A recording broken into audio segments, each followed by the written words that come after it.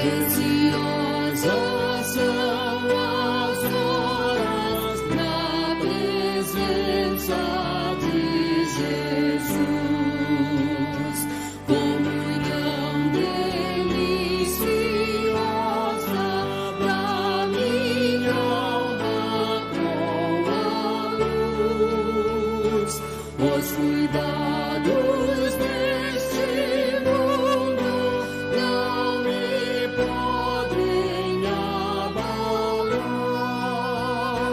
pois Ele o meu abrigo quando o tentador chegar, quando o tentador chegar. Ao sentir-me rodeado de cuidados triviais, irritado e abatido, ou em dúvidas fatais, a Jesus eu me dirijo nesses tempos de aflição. As palavras que Ele fala trazem paz, consolação, trazem paz, consolação. Se confesso meus temores, toda a minha imperfeição, Ele escuta com paciência essa triste confissão. Com ternura repreende meu pecado e todo mal. É Jesus o meu amigo, o melhor e o mais leal, o melhor e o mais leal.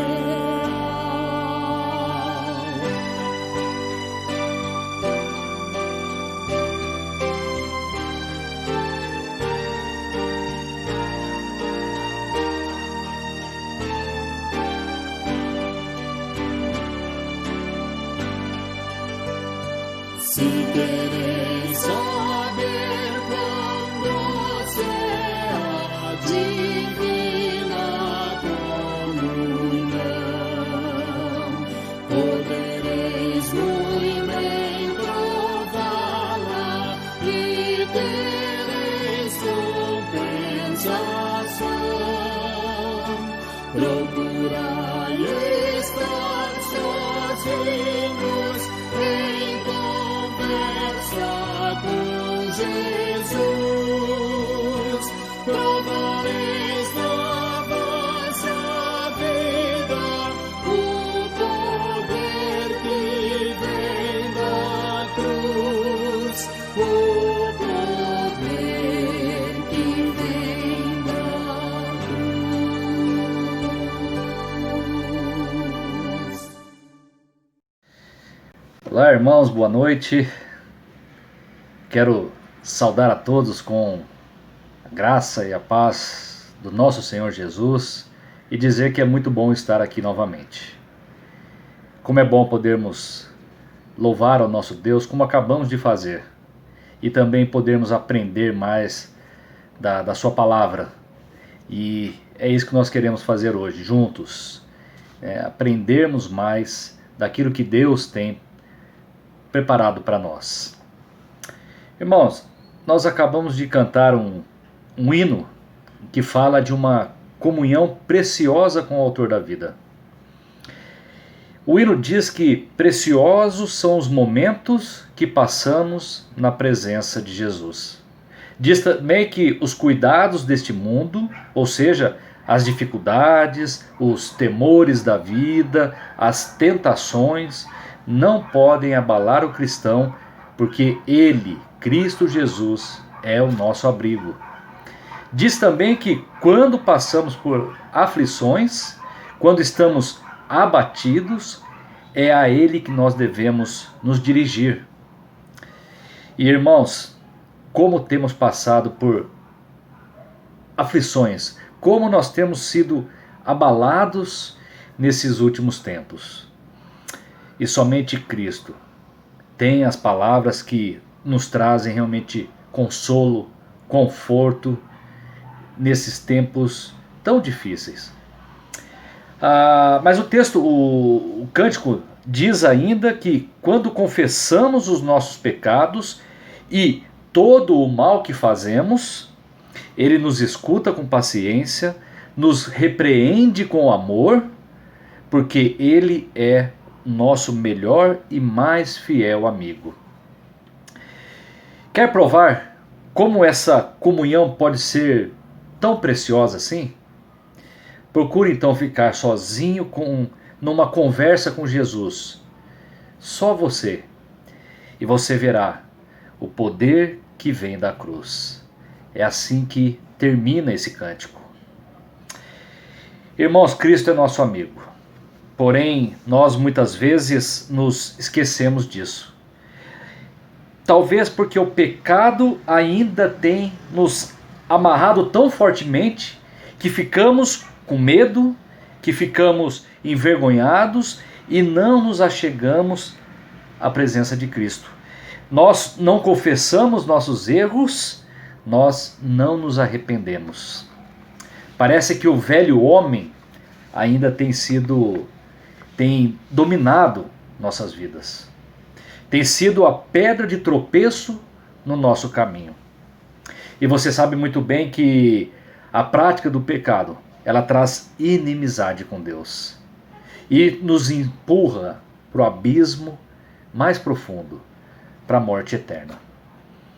Porém, quando buscamos uma vida de santificação, caminhamos triunfantes para a salvação, para a vida eterna. Mas sabemos também que não é fácil. A luta, ela é árdua. E a palavra de Deus já diz isso, né? O próprio Cristo falando, né? No mundo tereis aflições. Mas ele prossegue e diz: tende bom ânimo, eu venci o mundo. Eu quero ler com os irmãos 2 textos que mostram que, mesmo sendo imperfeitos, por causa do pecado, podemos sim ser amigos de Deus. Acompanhe comigo a leitura. Primeiro é Romanos, capítulo 5, versículo 10.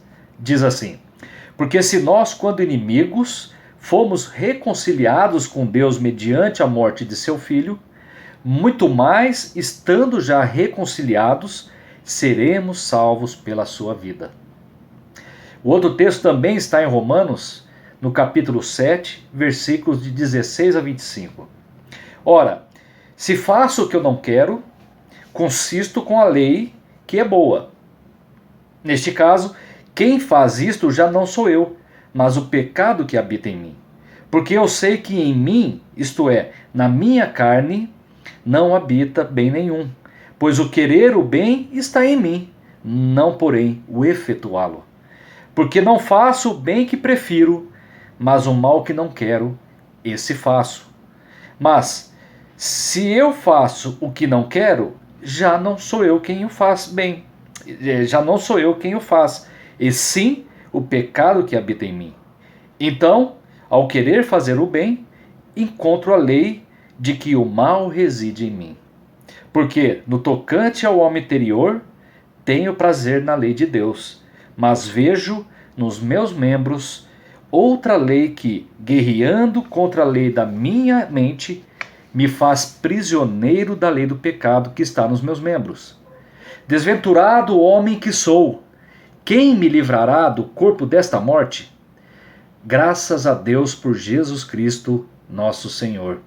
De maneira que eu, de mim mesmo, com a mente, sou escravo da lei de Deus, mas segundo a carne, da lei do pecado. Nós podemos destacar nesses 2 textos de Romanos que o apóstolo Paulo faz uma clara interpretação a respeito da nossa condição perante Deus. Antes, quando vivíamos na carne, em pecado e, portanto, distante de Deus, como ele mesmo disse, inimigos de Deus, e depois já reconciliados, salvos pela cruz, vivendo uma nova vida em Jesus Cristo. Note que o apóstolo Paulo diz no capítulo 5, versículo 10, que éramos inimigos de Deus quando estávamos no mundo sem Cristo. Mas por meio dele e da cruz fomos reconciliados de tal maneira que a citada inimizade já não existe mais, de modo que agora somos considerados amigos de Deus.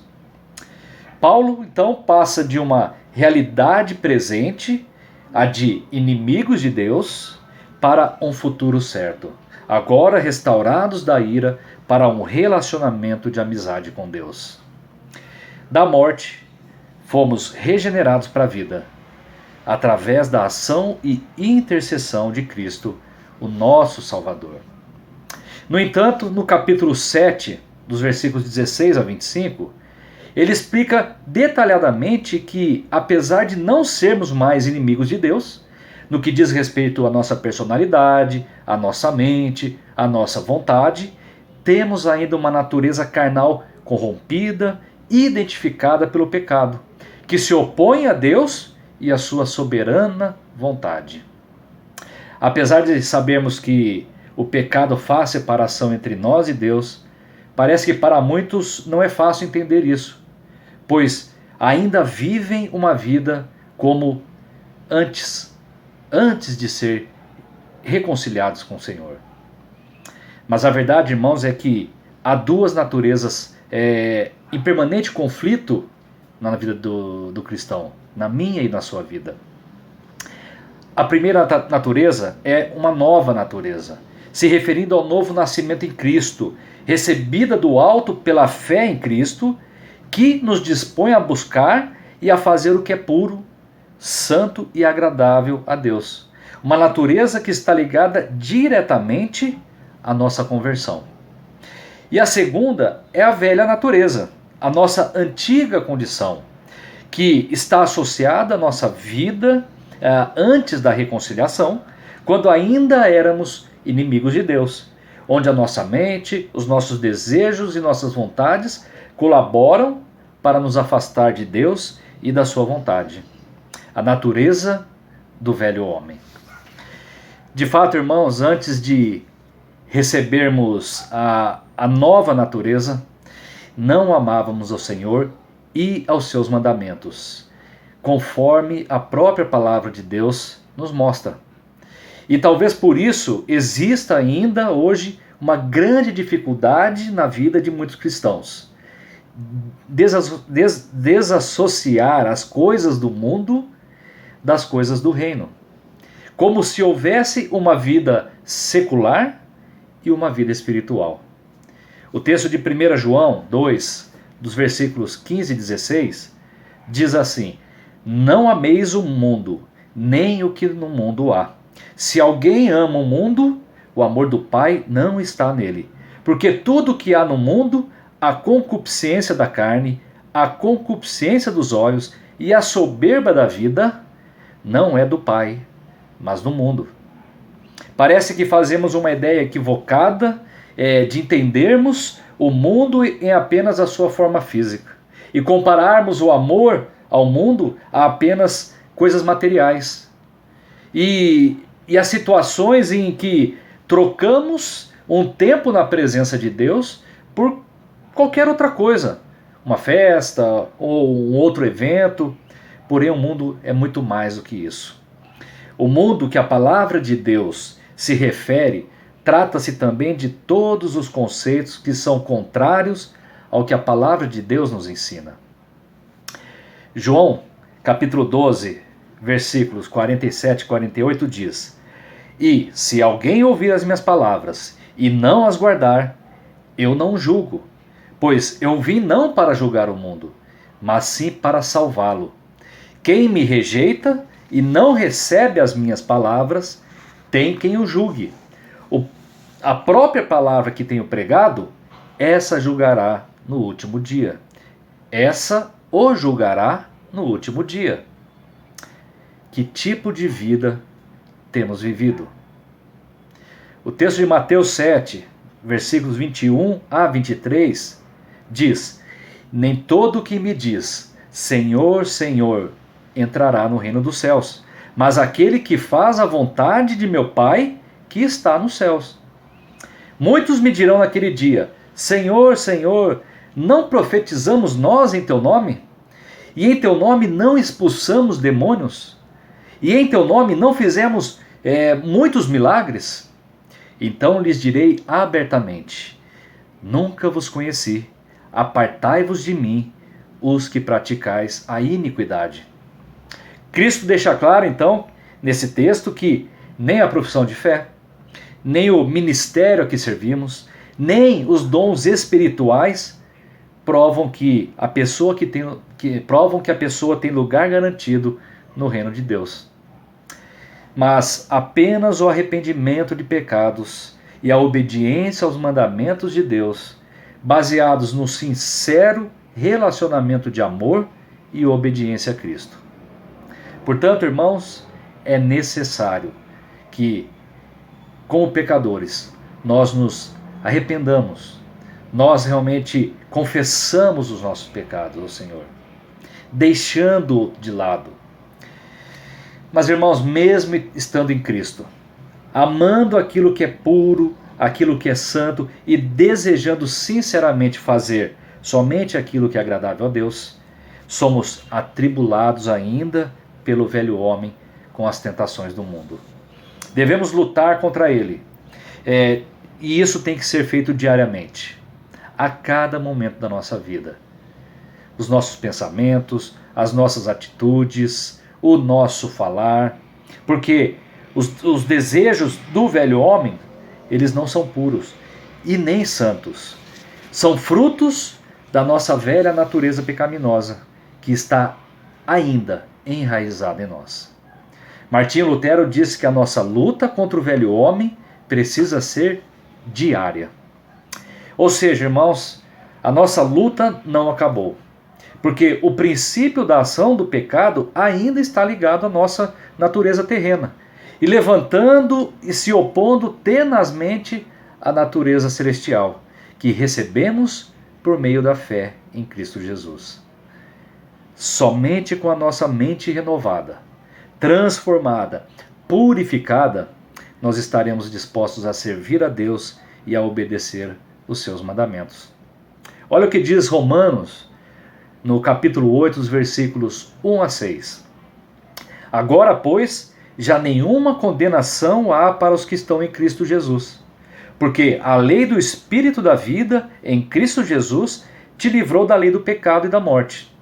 Porquanto o que fora impossível à lei, no que estava enferma pela carne, isso fez Deus enviando o seu próprio Filho em semelhança de carne pecaminosa e no tocante ao pecado. E, com efeito, condenou Deus na carne o pecado, a fim de que o preceito da lei se cumprisse em nós, que não andamos segundo a carne, mas segundo o Espírito. Porque os que se inclinam para a carne cogitam das coisas da carne, mas os que se inclinam para o Espírito, das coisas do Espírito.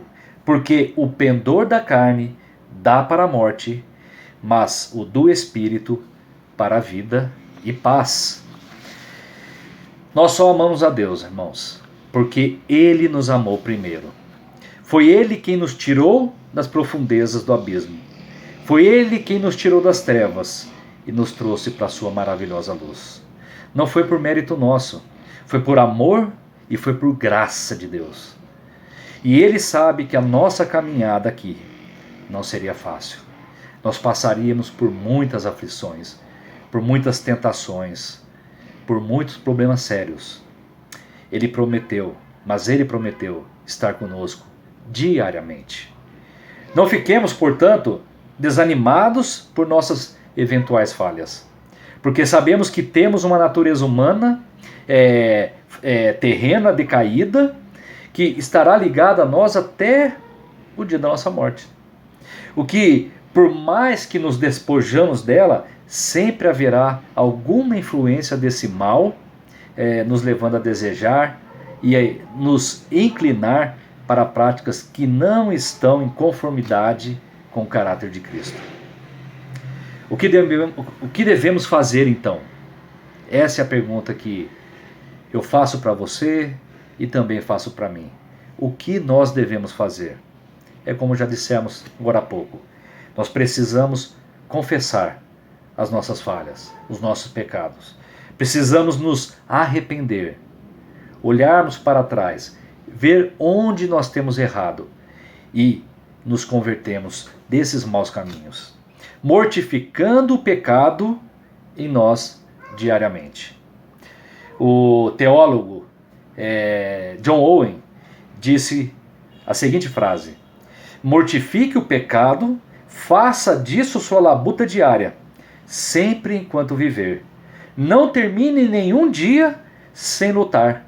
Continue matando o pecado, ou ele matará você.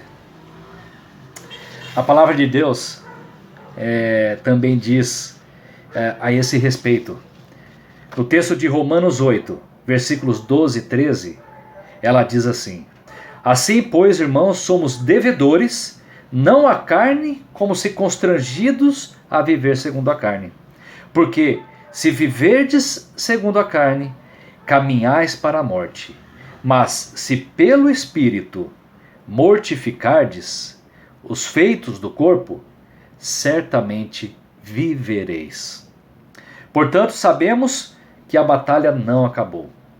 Mas, se nós estivermos em Cristo, nós podemos ter certeza que a vitória já está ganha. Precisamos nos aproximar com confiança em Cristo. Porque Ele é o nosso amigo, como nós vimos lá no cântico, lá no hino que nós cantamos no início da devocional. Ele é o nosso verdadeiro amigo. E Ele sempre estará disposto a nos ajudar com todo o seu amor, com toda a sua longanimidade, com toda a sua misericórdia, conforme a promessa que nos fez, segundo a nova aliança que temos celebrado com Ele por meio do seu sangue. Como cristãos, precisamos entender o que Deus quer cada um de nós e começarmos a colocar isso em prática. Não dá mais para vivermos o evangelho de fachada. Não dá mais para vivermos um evangelho segundo a nossa vontade. Nós temos que fazer a vontade do Senhor. Viver conforme a palavra dele nos ensina e aplicarmos isso na nossa vida diariamente. Certamente, irmãos, o diabo ele ainda está ativo no mundo e tem grande poder. Contudo, a palavra de Deus em 1 João, capítulo 4, versículo 4, nos garante que maior é aquele que está em vós do que aquele que está no mundo. Irmãos, antes que seja tarde demais, nós precisamos nos achegar ao Senhor. Nós precisamos mortificar o pecado em nossa vida, para não corrermos o risco de perder aquilo que é mais valioso, aquilo que de mais valioso nos foi oferecido, a salvação, a vida eterna. Em Cristo nós somos mais que vencedores. É isso que a palavra de Deus diz. Então que possamos nos apropriarmos disso, dessa verdade, sabendo sim que a luta é diária, ela é árdua, ela vai nos acompanhar ainda por um bom tempo, mas nós temos a certeza de que nós não estamos lutando sozinhos. Cristo está conosco nessa batalha. E se Ele está conosco, a batalha já está ganha. Precisamos passar por isso. Precisamos viver em santificação. Realmente fazendo aquilo que agrada ao Senhor. Deixando as coisas do mundo de lado e vivendo as coisas do reino. Que Deus abençoe a sua vida e que você possa realmente colocar em prática tudo aquilo que você tem aprendido. Vamos orar agora? Feche seus olhos. Ó Deus amado, nós te agradecemos, Senhor, pelas nossas vidas. Te agradecemos pela oportunidade, ó Pai, de aprendermos com a Tua Palavra. Ó Deus, como é edificante, Senhor, poder estudar e ver, ó Deus, que o Senhor tem coisas preciosas para nos ensinar, para que realmente nós possamos continuar firmes na nossa caminhada. Sabemos que não é fácil. Sabemos, ó Deus, que o diabo, o inimigo de nossas almas, ele tentará de todas as formas nos afastar do Senhor. Ele tentará mostrar, ó Pai, que o pecado é bom, mas que possamos ser fortes. Ó Deus, obrigado, ó Pai, porque nós não estamos sozinhos. O Senhor está conosco, ó Pai. E se o Senhor está conosco, como nós vimos hoje, a batalha já está ganha. Ó Deus, obrigado por isso, que possamos suportar o nosso tempo, as nossas lutas, sabendo, ó Deus, que maior do que aquele que está no mundo é o Senhor. O Senhor é maior que o inimigo de nossas almas, ó Pai. Obrigado por isso, ó Deus, pela certeza realmente, ó Pai, que nós temos um Deus presente em nossas vidas, que nos ama, que cuida de nós e que nos cerca, ó Pai, com seu amor, com a sua graça, Deus. Obrigado por tudo. Abençoe a vida dos meus irmãos, das minhas irmãs, daqueles que estão assistindo, ó Pai. Fique conosco e é no nome de Cristo Jesus que eu oro e agradeço. Amém. Meus irmãos, convido você agora a também orar aí em casa, com seus familiares, colocando a vida de vocês, colocando a luta diária realmente de cada um de vocês diante do Senhor, daquele que já venceu o pecado, a morte e está batalhando juntamente conosco. Fique com Deus, um forte abraço a todos e até a próxima.